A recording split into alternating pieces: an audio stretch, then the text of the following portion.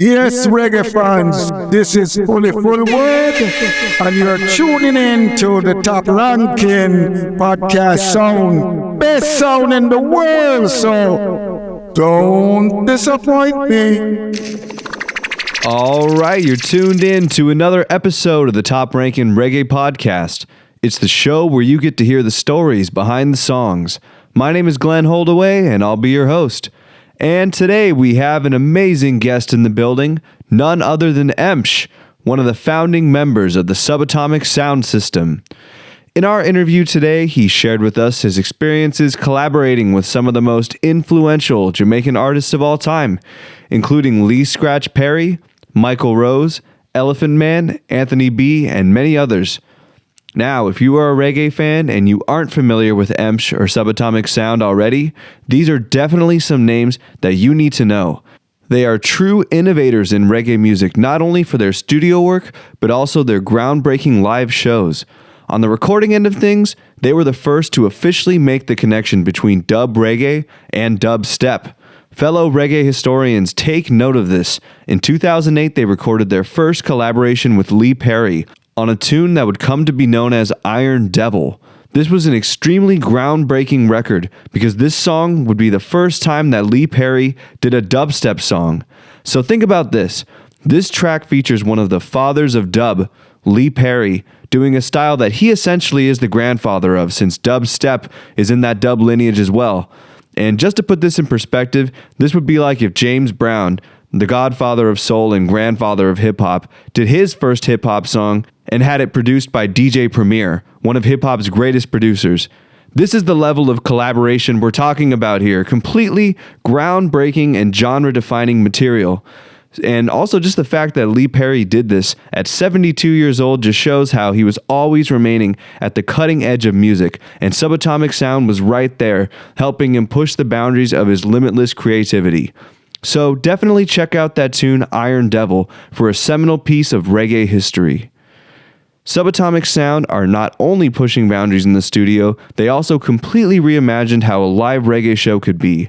Traditionally, dub albums, live bands, and DJs were all three separate entities, but Subatomic Sound found a way to bring them all together. They bring the production and sound quality of a classic dub record, but combined with the spontaneity and improvisational aspects of a live band.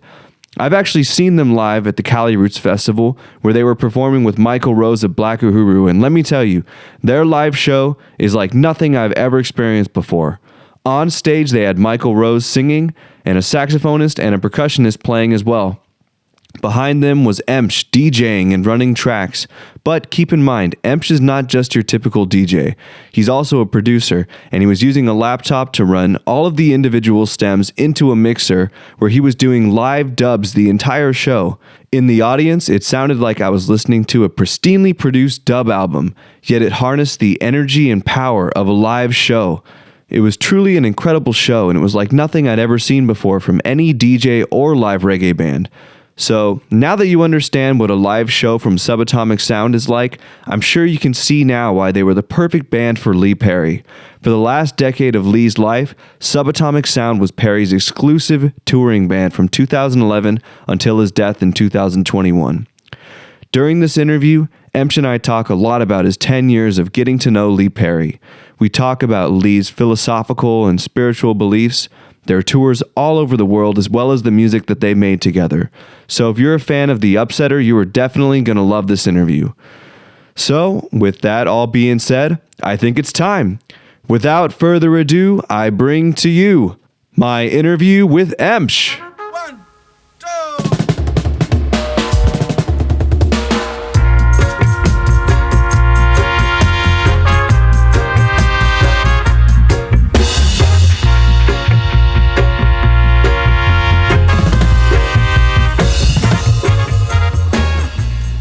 So Subatomic Sound System, we came up with the name as an idea that we were making drum and bass and hip hop beats, and the guy I founded the group with was a bass player, played actually in a live dub band called No Shadow Kick, and he was in a group called Easy Star All Stars. Oh, nice.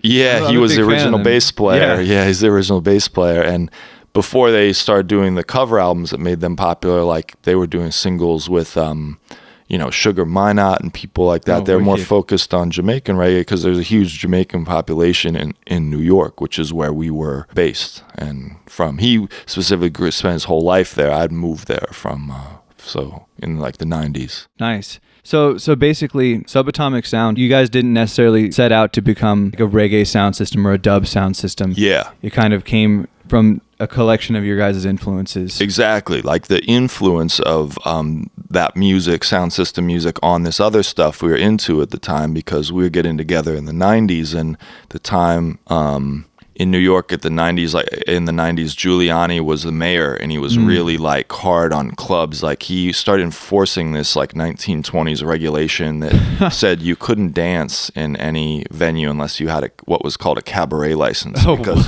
apparently in like the 20s, a couple hundred people were in a cabaret and a fire broke out, and they couldn't get out because they didn't have proper exits. So people died, and that was a legitimate problem. Yeah. So they put some ordinance in at the time saying, okay, if you're going to be a cabaret, you have to pay for a license, which just meant like zoning and stuff like, Sure, yeah. That was okay, right? But what they did is they started to use it just as a way to crack down on like nightlife. Sure. That was kind of a long story to say. What started to happen in the 90s into the 2000s is that people started to get pushed out to do things in underground venues. And there was a lot of... they'd have these parties, and there'd be a lot of cool like art and sculptures and like stilt walkers and stuff. But then there'd be, in different rooms, one room might have like a house DJ, and then at a certain point like a marching band would just come through. And then, we would be in another room, or even like outdoors or on a rooftop doing what we do. And like I said, when we started out, we were playing different music, and what I found was like the reggae, especially kind of like dub and dance hall, was like really captivating to these crowds that were actually not even reggae crowds. So that was another thing. It was just, there were a lot of things that sort of kept nudging us into like reggae more and more, and dub, and it wasn't like it was a conscious decision so much. I would say maybe like the biggest turning point that like flipped the switch was like 2006 or 2007. I linked up with a band from Austria called Double Standard, and they were doing some touring in North America, and they had asked me to play guitar for them because I think they couldn't bring like the whole band over. And when we were driving around in the van, they were playing me tracks from an album they were working on with Lee Perry called Return from Planet Dub, and they're cool. And I had been playing them a bunch of productions I was working on that were more like drum and bass, dubstep type stuff. And they're like, yo, you need to do remixes of some of these Lee Perry tunes we're doing in that style. So I ended up doing that, and that like opened the door to working with Lee Perry. Wow. And once that happened, it was like, okay, now we're doing reggae for real, because we're working with Lee Perry, even though like he was into the electronic stuff we were doing.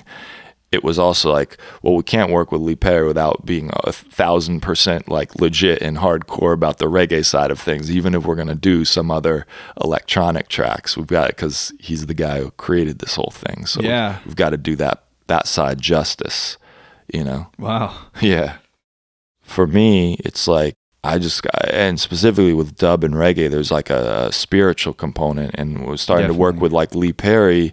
He always said that. He was like, that was the problem. That's what ruined reggae, was people's egos he said specifically like singers. He's like, that's why I got into dub. He's like, singers' egos were ruined reggae, and the business, all the people, the business of music. That's why he like got his own studio, started his own label. Yeah. And like Lee Perry always talked about his inspiration for creating it's like sounds of nature. He took those ideas from God, and it's like the thunderclap and the earthquake and those sorts of things are like, he was trying to translate those into music. Yeah. He had like a really interesting cosmology, sort of beyond like the typical Rastafarian religious connection. It's more like Christianity plus acknowledging Haile Selassie as like a returned savior. Beyond that, I felt like he had an almost Eastern concept that he had added into his whole spiritual outlook on life, which was kind of like the divinity of all things and nature. He used to talk about spirits being in, you know, all the plants and the rocks, and he talked even about how like music these days, it doesn't have as much spirituality because the instruments people are using are not made from wood, and all the trees and the wood had its own spirit that would resonate and be communicated when people would like interact with it. One thing I learned playing with Lee Perry is how seeing people's reaction at the shows when we would play the more like major happy songs, or he was comedic at times too. He could be like, people look at him like this spiritual shaman, but he was also like a jester, you know, like he's funny, you know. And there's not a lot of people, when you look at like the history of music, who are comical in their music and taken seriously, you know. There's like a dude like a Weird Al Yankovic or something. He's just not a satire, or yeah, right. He's just a clown, and that was the thing. Like Lee Perry was such an interesting dude in so many ways, but that was one thing specifically I noticed, that he had, you know, he'd do the dark spiritual stuff, but then he could also be funny and be making people laugh. And it was like when you play these major sounding tracks, it was like, you know, the sunlight, it was the dark versus the light, and that contrast. And that's, you know, he instilled that. I could see how he instilled that in other artists, and like Bob Marley especially, because Bob's music too has that balance, and so much of that stuff they wrote together. Like, you know, when you look back at their catalog, so much of the Bob Marley stuff that came out on, you know, even his last albums were songs that he had already done with Lee Perry like 10 years before. They just kind of re-recorded them and, you know, did them a little differently as, you know, the sound evolved, but he just had that in him. And I think that's one of the things, spending a lot of time around him too, is like recognizing the kind of stuff that he instilled in Bob Marley and Bob Marley's music, who everyone knows worldwide. You know, like, it's incredible, like the longevity and the reach of that music, and to see how Scratch, his role kind of, you know, the role he played in the creation of that, and the creation of who Bob was to a certain extent. It's also like, yeah. Man, there's so many amazing things we just touched on. It's like, I feel so inspired even just hearing all this. Like, I'm obviously a trumpet player, and Miles Davis is a big hero of mine. Yeah, me too. And I've heard Miles, like when I read his book, he would talk a lot about what Lee was saying, like the sounds of nature and being inspired by that. And Lee even taking it a step further in terms of like, you know, everything is a vibration, and all these things beyond our human comprehension, like vibrations everywhere. Everything is made out of vibrations, and how is music affecting that? And also what was interesting too, you said like music kind of being like a fountain of youth, and Lee being someone who's deeply spiritual yet also funny. And you know, people always say like laughter is the best medicine. So someone like Lee, who's healing people with his humor and healing people with his music, like I feel like it's all kind of connected there too. And then you talked about Bob Marley and how Lee kind of like had that dark edge, and then still like that positive thing. I think of like one of their most famous songs together, "Sun Is Shining." Like the lyrics, like if you read the lyrics, "Sun is shining, weather is sweet," you think it's gonna be this happy song, but it's like so minor and dark and creepy. It's like, whoa, like how does that work? You know? But I kind of see the dichotomy there. It's like balancing the happy or the funny with like the serious, like, and talk about the environment that they're in too in Jamaica, like the suffering and all kinds of things that they were going through. You know, it all comes together, man. Like all of these different dichotomies, you know, so so many things. I was just thinking that as I was driving down here today, how reggae, you know, I drove by a traffic accident on the way. I saw like some ambulance there and some people, you know, getting taken care of who were in a lot of pain. And, you know, what just happened with that insane flood in Libya with, you know, like one of the worst disasters of our era, like natural disasters, like all these people who've just like wiped out. It made me think about the environment in Jamaica. One of the crazy things about Jamaica is how it's like this paradise that's also had like a really brutal history of slavery and colonialism. Like terrible things have happened there to people, but it's also this place that's like so special and like magical. And, you know, how people like Lee or Bob, you know, they're living through that every day, you know, and even to this day, you know, people recently, you know, guys like the Mighty Diamonds getting shot, you know, it's just like, there's a lot of violence happening to people, you know, innocent bystanders, just people's like losing their lives, but then people are able to make music that's expressing joy. Like, you know, sadness and happiness live like side by side every day in our lives, and some people see, you know, more of it than others. You know, some people are seeing both of them all the time side by side, and you know, that's something, I'm not gonna say it's like unique to Jamaica, but like Jamaicans see a lot of that, and I think there's a certain, hi buddy, there's a certain element of experience. I guess experience teaches wisdom, and like there's something deep that comes through in a lot of music from Jamaica because of that. Even sometimes when the topic is lighter, you know. Yeah. But yeah, Sun is Shining, that's an interesting song too. I'll tell you, that's one of my all-time favorite Bob songs, that original recording that Lee did with it. And I've never asked Santa Davis about this, but I've got a gig coming up.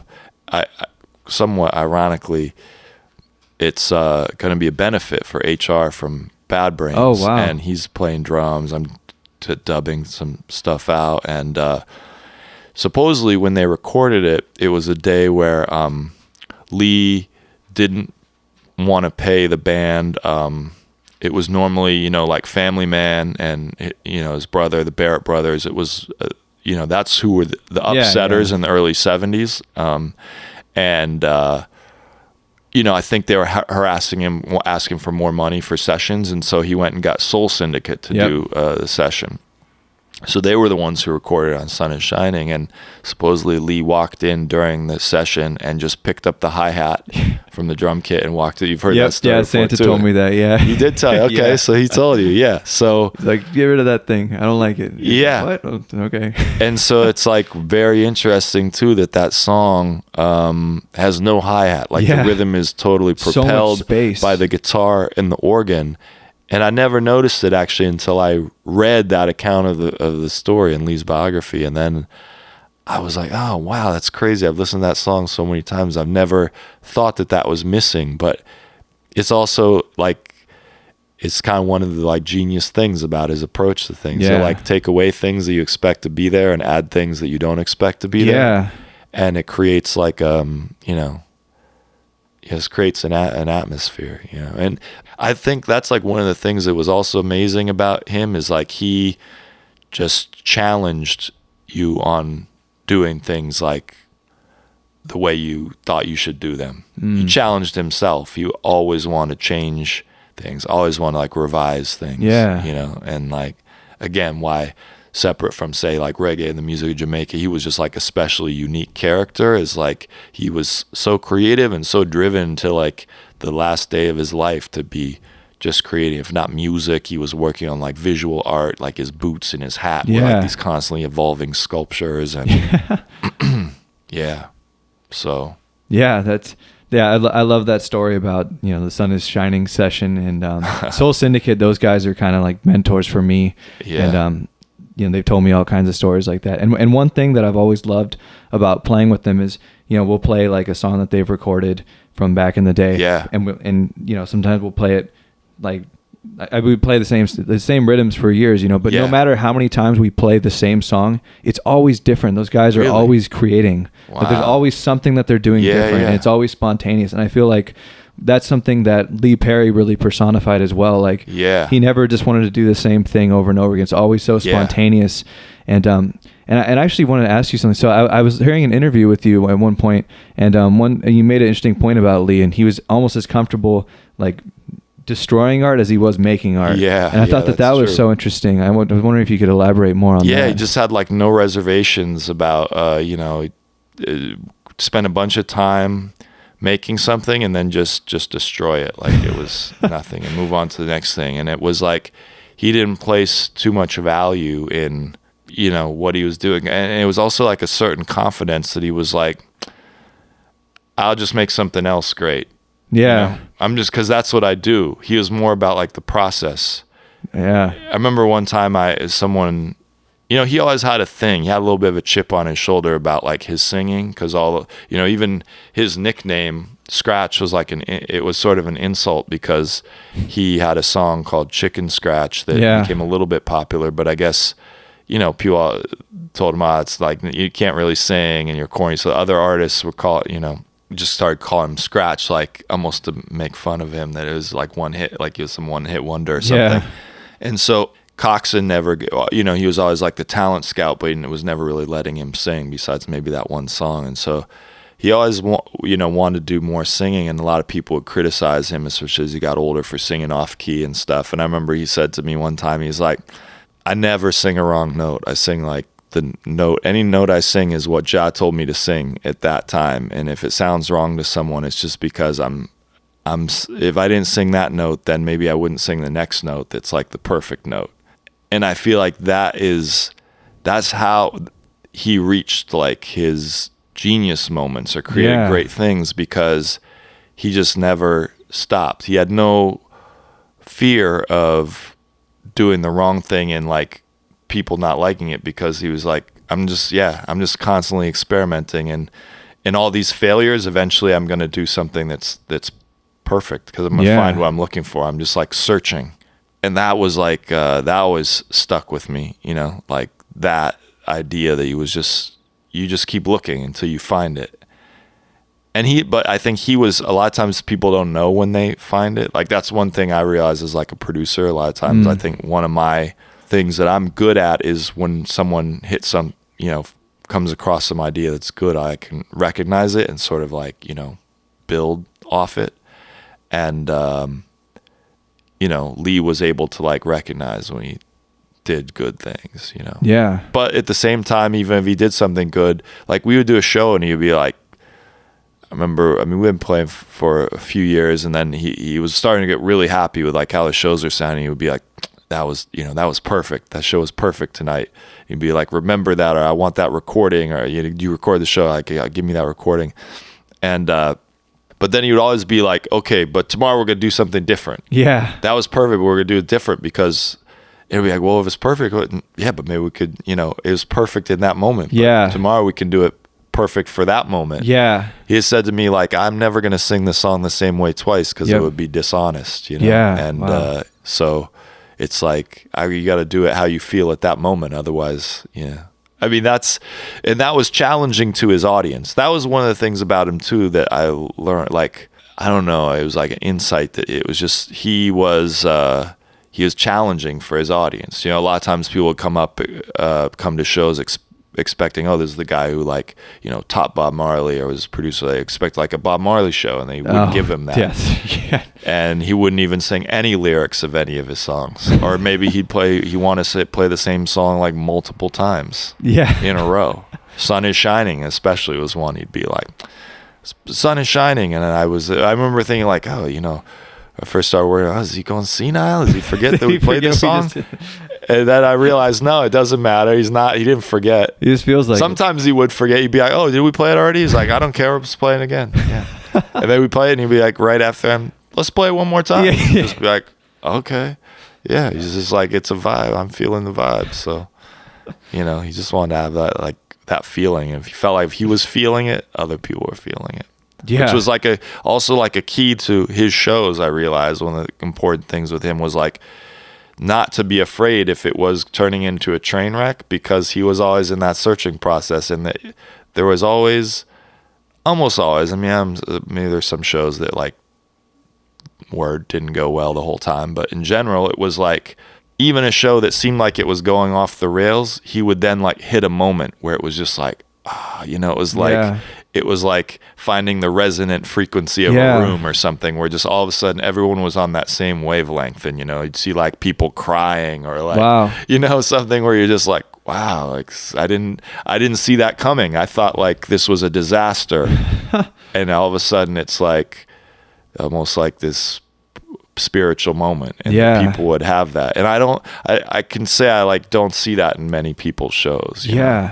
And so that was like the thing that was unusual about him. It wasn't like you came to hear like him sing your favorite song the way it was on the record, because you're never going to get that.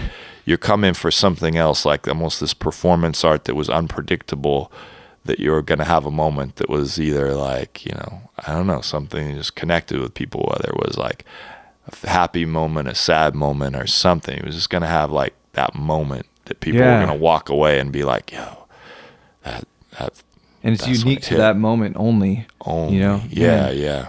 Man, that's so amazing. Like it's so funny because I'm hearing so many connections between the way that he thinks and the way that Miles Davis thinks. Yeah. And like, because they're so innovative, and like a lot of people would have that same critique about Miles. Like, we want to hear, Kind of Blue, and he's like doing some other crazy shit. Yeah, he's on to the next thing. Yeah, I will say like Miles Davis was a huge inspiration for me, and I used to think about that. I remember saying that to some guys I was in a band with when I was younger. Like, I was like, I don't care if we, get popular now or in 30 years, as long as like we're making music that's like amazing and continues to evolve. And I remember the other guys in the band, one of the dudes was like, oh hell no, like I'm not doing this for like I got rent. Like, yeah.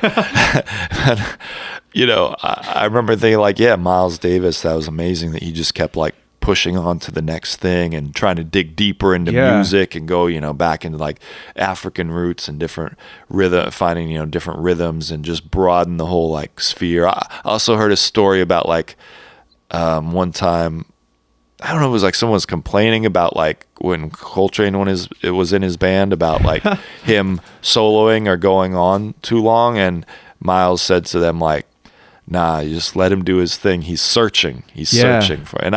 And that like resonated with me too, because I was like, yeah, like that's the thing. Like I feel like people, even in our group, like Troy, who plays sax with me, and Larry McDonald, percussionist, like scratch like that they were all people who would just like go. He would like sometimes like to play a song for like a long time, and he'd like to let the sax solo, he'd want the percussion just go off and come up with like ideas. It was he liked people who were like searching for something, and not just like even when we started playing with him at first, like it was like, oh, we're wary of him, like kind of trying to dance around him. But then I learned, because I played with him with a couple different groups, I was like, you know what, he doesn't want that. Like actually like the energy I was getting from him was like, he wants to be surprised. He wants to feel like other people in the band are doing what he's doing, and I had seen him perform with other people before I performed with him, and I was like disappointed by the show, and it was kind of one of the reasons I was inspired when I had the opportunity to work with him. I was like, man, I want to make the show that like I wanted to see, that I didn't get to see when I went to see him. And like that was one of the things that was very rewarding, is like how many people after shows or over the years would just reach out randomly and be like, man, thank you. Like, I've come to Lee Perry shows before, and I came to this one, and it was just like, this was what I was always like hoping to get. Yeah. Like, now I got to see the Lee Perry show that I was hoping to see. So, in that sense, I felt like we did scratch justice by giving him a platform to express his creativity in a way that like people who loved him felt it. That was like important to me. Yeah I love what you mean about like the searching, and like you said, not a lot of bands or artists are willing to do that on stage, because it's safer to just do it's safer, and like, and most of the crowd wants it, quite frankly. Most of the crowd wants you to just play the thing they came to hear. Yeah, exactly. and if you're searching, like, you don't always know what you're gonna find. You might dig inside yourself and see some weird stuff, or there might not be anything. You're like, oh man, I don't got anything right now. But then you have to keep looking, because it just seems like that. And then eventually, like you said, there'd be those moments when it's like, there it is. Like if you're willing to stick through those things when it's like things are getting weird, or it's not quite going the way that you want it to, like let go of that. And that's what it's so interesting, because I think like what you said about Lee, how he interprets mistakes, because I think that a lot of times people maybe they'll start to dig, and they'll like, things will start to go wrong, and they'll stop. They're like, oh no, like this sounds like this is bad. But it's like, that's not, because if you're viewing it as a mistake, then that would be what stops you. But if it's not a mistake, it's just something that's, it's just something. It's just an event, and you just keep going and going, and eventually like you get there. That reminds me of a story Herbie Hancock I was just thinking that with Miles. About Miles saying, I hit this wrong chord, and I was so nervous that Miles was going to like glare at me, but instead he played a note that made my chord suddenly make sense. Yeah. And it tied it into the song, and I was like, wow, that's like, that's it right there. You know what I mean? Like, I was just talking to someone the other night, actually, dude plays bass, Marilow plays bass with Jack Johnson. He was talking about how a lot of the old blues artists, people typically think, oh, the blues, that's just like this 12-bar pattern. But he was saying, a lot of the like most popular blues artists, like they didn't stick to that pattern at all. Sometimes they just stay on a chord for however long, and it wasn't until they felt like changing, the band would have to like like catch when they were going to do it, or feel when they were going to do it and make the change. But it was like, when things become too structured or predictable, they become boring, like loses the heart.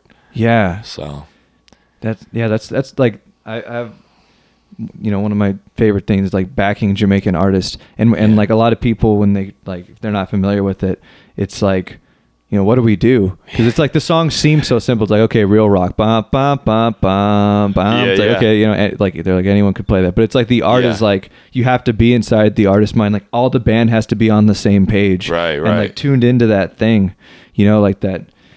It's hard to explain, but I think what you're talking about, I really am relating to it, because I've had those experiences where it's like, they might just sing whatever they feel like for however long, and then all of a sudden, like, you just have to know when it's coming without them saying anything. So you really just have to like open yourself and be a part of this thing, and like, and the whole band is like on that page, and it's such a, like, when those moments happen and like everybody's on that same thing and it all hits together, like it's some of the most powerful musical moments I've ever had, like far more than like we just go and play something really tight, and like that's awesome too. It feels really gratifying to do that when everyone's like really tight and rehearsed, but it's a lot different than the feeling of those spontaneous moments that just happen when everybody is like opening up themselves to like the possibility of who knows what, of the moment.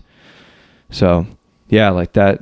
And I think that's a big difference to me that I've noticed between Jamaican reggae and like American reggae, or even modern reggae in general. Like old school Jamaican reggae, to me, like when I'm playing with those artists, like the vibe that I feel is like much more spontaneous and just like open to whatever. Whereas like now it's like a lot more tight and rehearsed, which is great. And like, I think there's value in both of those, but it's just a lot different. It's a different approach. So and I mean, in all those things, it's like if you can find a balance of them, and then maybe you hit like something perfect, find a balance. But sometimes, that's missing. It makes me sad a little bit. It's missing in a lot of the newer music on, all around the world. Because it's like I've traveled to all kinds of places and seen people making reggae. That's one of the things that's kind of amazing to me too. It's like we played this festival in Poland with Lee, and it was like, reggae is hugely popular in Eastern Europe, or countries where people came out of, being under like kind of these totalitarian, like,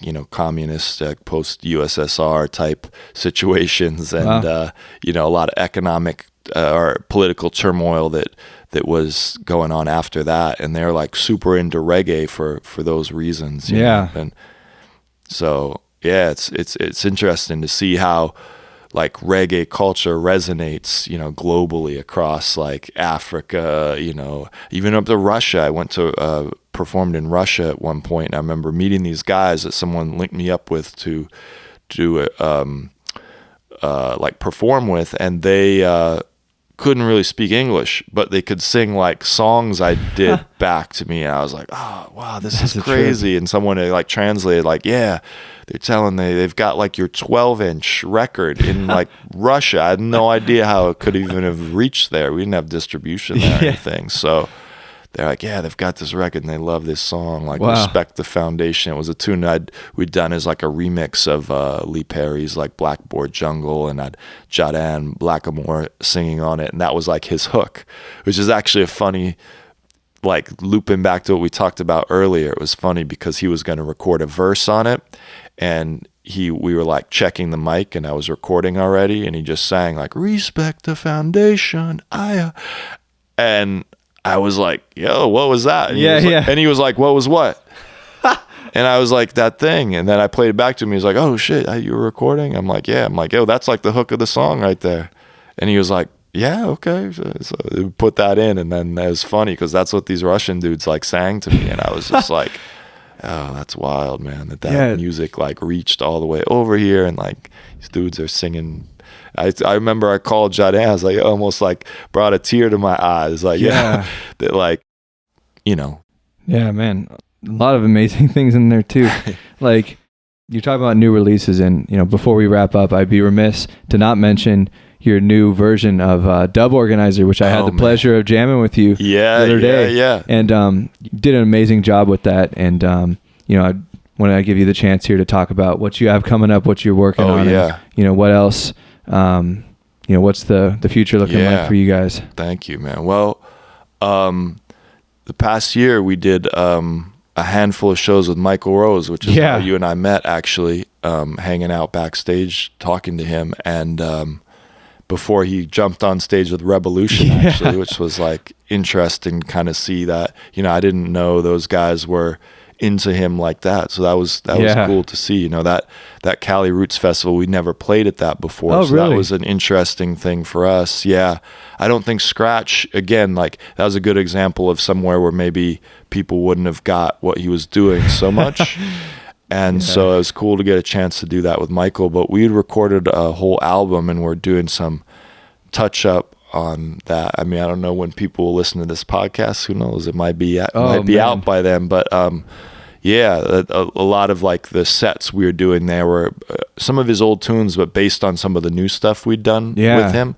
And so I'm excited about that because like he through a dude he works with it, they'd like reached out to us, after they saw like Scratch, we weren't working with Scratch because he had passed, about doing some things with Mykal. And that was like, the more we like dug into that, it was very cool because he's got a real interest in Ethiopian culture and that whole heritage, and musically that was one of the things that we really delved into, with kind of tracing the roots of reggae and Scratch's music and horns and percussion going back to Africa, and especially like Ethiopian melodies. And Troy was really into that on the saxophone. Cool. So we're really like digging into that with Mykal, and I look forward to trying to get that finished and get some some other people involved. We've been talking to Holly Cook about doing some things and involved with that, and some other stuff. We did recently did that project with Jack Johnson, which is almost like the opposite side of the coin, which what he does is not really reggae at all, but influenced in his roots. He's in being in Hawaii really into that music, and he'd reached out to Scratch about doing these dub remixes, which we were involved in, and then got kind of involved. I mastered the whole album for him and stuff like that, which was kind of a crazy challenge for me because it was like all different types of mixes, and a lot of people who are like heroes of mine, like Scientist and Mad Professor, who had done mixes on there. So trying to make the whole thing sound like great and consistent, and also thinking like, wow, this is a really incredible chance to expose like a whole audience who's never heard of dub before, probably, to dub, which I think it was probably for some of his audience weird, but I was actually surprised how many people, I mean, I can only anticipate, but I know it was actually really cool to see how much of his audience was like, oh, this is crazy, like I love Lee Perry, I can't believe I'm hearing like dub versions of Jack Johnson's songs. It's such a like oddball thing. So it was actually kind of exciting to me to see that. And then Jack had brought us on tour with him in Europe, and that was another situation where I was like, man, I don't know. I hope his fans don't like boo us off stage or something. We're not, we're doing something totally different. But it was like the opposite. We got like some of the best reception ever. I don't know if it's just like he's such a nice person and his fans are like the nicest people, that they're just like open. They're like, yo, if Jack says these guys are cool, we're in. We're all in. But also I realized, it's like we were playing places like Germany and Amsterdam where people are just like, they're really into reggae, they do, have huge reggae festivals in places like Hamburg where we played, and it was like specifically that song we did, the remake of Lee Scratch Perry's The Dub Organizer is what we call like the version we did with Scratch doing new vocals and Screechy doing these vocals. And so we had like crowds all over like singing that song back to us who had never even heard it before. And so it was like actually a really amazing experience, and Jack and all his guys were like so supportive. So we've been talking to them about doing some new stuff together too, which would be cool. And then just like we'd done a whole tour with just Subatomic, with Screechy. That's who was singing with us when we were on tour with Jack, but then with Stephen Marley. And so out of all those shows, we got a bunch of new music with Screechy I'm working on.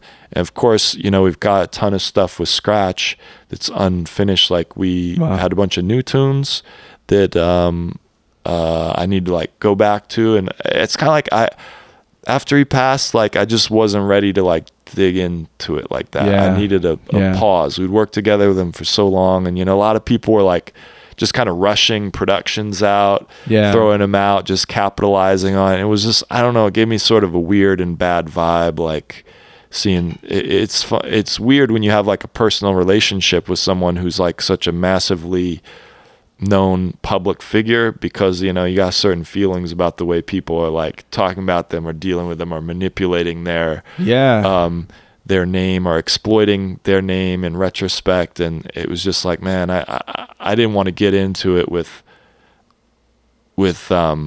people, so to speak. I just need we need our own time to step back and sort of process it and heal. Because it's like, it should have been a surprise that someone who's 86 years old died, but it's also like I did have that feeling that like Scratch was eternal, like every time we saw him and he showed up, it got to the point where I wasn't even surprised anymore, that it seemed like he was almost younger and more like vital and more like excited to go on stage. He was like getting younger. We would start joking about it. So, that it was like it was still a shock, even though, it was still a shock. But anyway, we definitely have like albums worth of stuff with Scratch that I want to dig back into. But, I really want to do those right, because it's like that's going to be the last stuff we put out with him. We did the one song, the Lee Perry's The Dub Organizer. We got like we had done an anniversary tour for the Blackboard Jungle Dub album, and we'd recorded all of that. It just needs to be kind of pieced together. But I just wasn't in the right like mindset to do it yet. But I'm looking back into all these things. That's kind of what I'm into right now, after we just did all this touring over the summer. I'm super thankful for the chance to get to do that. And now I'm like getting down to it in the studio and all these different things, so hopefully by the time people are hearing this, will be like all this music will be appearing, the stuff with Mykal Rose, hopefully some new stuff with Scratch, new stuff with Screechy, awesome, new stuff with Jack. Well, I'm really excited to see what you guys got in store, man. Everybody go check out Dub Organizer, Subatomic Sound, and if this has already come out and all those things are out, check that out too. The album with Mykal Rose, that's gonna be epic, man. And there's all these like social media sites, but like subatomicsound.com, that's our website. Actually trying to overhaul that after like much ado, but it's like that, and our mailing list, that's still the best way to like stay in touch, because you never know what's going on with the shenanigans on these like social media sites. But we're like, Subatomic on Instagram, Subatomic Sound System on Facebook. I mean, you're still on like Twitter or whatever they're calling that now, Subatomic Sound. By the time this thing comes out, it'll have another who knows, name, man? Yeah, or won't exist. So man, but thank you. It was great talking, and I always love to talk about this stuff. It's just good to talk with musicians. I mean, we've talked before, but it's just like, it's cool to do this. Hopefully some other people will hear this and get some ideas about things. We recently did this thing on KEXP where it was like a live performance, but there was a long interview afterwards. I was surprised how many people actually like listened to the whole interview. We're going on and on about various subjects and have like mailed me questions or things like that. It's cool that people are listening, and I guess we've been at this for a minute, so hopefully stuff we're talking about beyond just the music that we're making people can listen to gives people some insight into something that will maybe help unlock in their own brains, like things they're trying to figure out. It's like we said earlier, man, it's all connected. You might not even see it yet, but it's there. So, thank you very much, man. Appreciate it. No doubt. Thank you. All right, that concludes my interview today with Emch.